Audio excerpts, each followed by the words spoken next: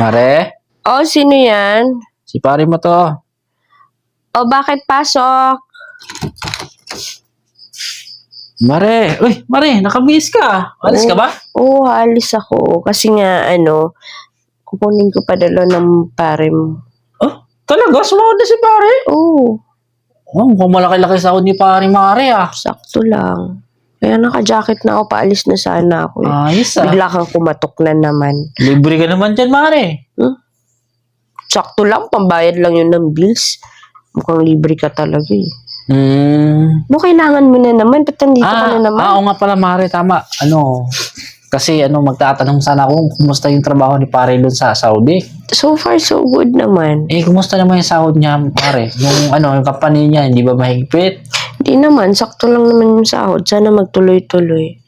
Mare, kasi parang gusto ko na rin kasi mag-abroad kasi nag-aaway din kami ni Mare mo pagdating sa pera Bakit? Parang gusto kong bumalik sa ibang bansa kasi kulang kasi yung sahod ko dito Talaga? Dati-dati lang ayaw mo nang mag-abroad, di ba? Kasi, Siyempre, pinag-awayan nga rin namin ni Mare mo yung pera ba? Kaya sabi ko, what if kaya magbalik na lang ako sa Saudi o pupunta ako papasok din ako sa company ni kumpare.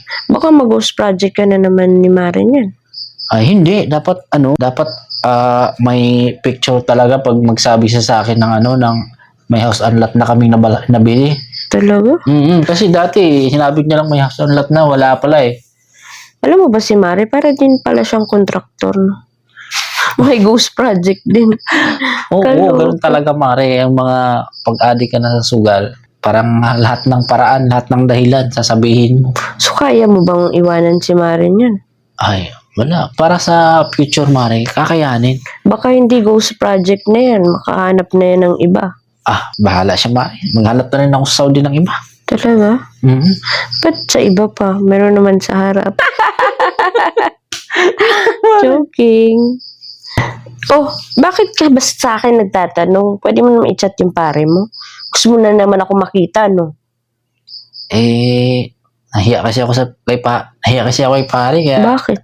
lagi tayong magkausap Kaya, sa'yo ako na itatanong.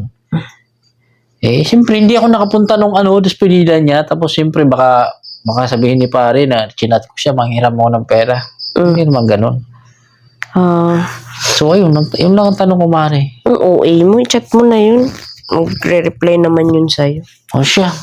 Chat ko na lang siguro si pare din, no? Para ma-guide niya ako. Mag-apply na rin ako pag ibang bansa siguro, Mare. Sige, go. I-push mo yan, pare. Maganda naman dun. Maganda naman yung sahuran. Sige, Mare. Yun lang sadya ko sa'yo. Uwi na rin ako kasi Sige, aalis na din ako. Disturbo ka. may gagawin pa. Ingat Sige na. ka. Bye-bye. Bye. Alis na nga din.